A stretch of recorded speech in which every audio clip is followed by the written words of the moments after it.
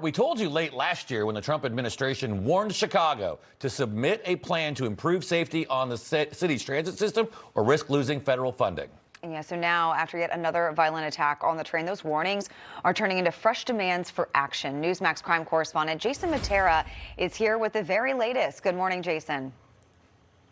Good morning, Mark and Charla. And yeah, it looks like Chicago kicked off 2026 the same way it closed out 2025, with a public transit system that's dangerous for the public.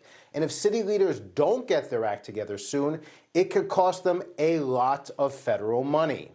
2 people were attacked on Chicago's Red Line train platform on Monday night. A 37-year-old woman was reportedly stabbed in the chest.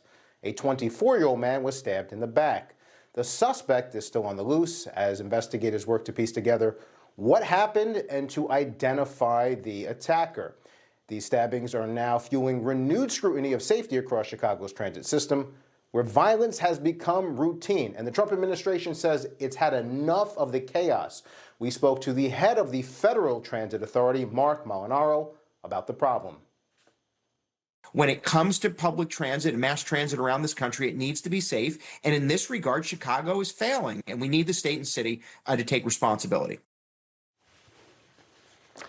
And that's not hyperbole on Mark Molinaro's part. According to his agency's assault on Chicago transit riders are up 150% over the past 5 years. And attacks on transit workers, according to Molinaro, are running 9 times higher than the national average. 9 times higher. And with little confidence that Mayor Brandon Johnson or Governor J.B. Pritzker have any real interest in driving those numbers down, the White House has stepped in.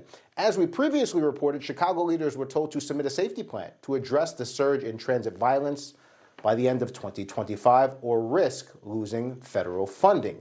That plan was submitted before the new year, then quickly rejected by the White House as insufficient to protect commuters on Chicago's buses and trains. We want to see measurable reduction in assaults against riders, assaults against workers, and we want to see that they are taking seriously their obligation and ours to provide for public safety. So, Mark, Charla, here's what happens next. The White House says Chicago has 90 days to submit a stronger safety plan, putting the deadline in March. If it fails to do so, officials say they will withhold up to $50 million in funding. Of course, it shouldn't take the threat of cutting off federal money to protect transit riders, but in Chicago, that's exactly where things stand right now.